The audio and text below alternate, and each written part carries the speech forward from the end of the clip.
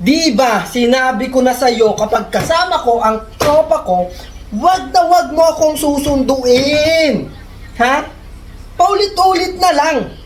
Nakakahiya sa mga kaibigan ko, naglalaro kami, ha?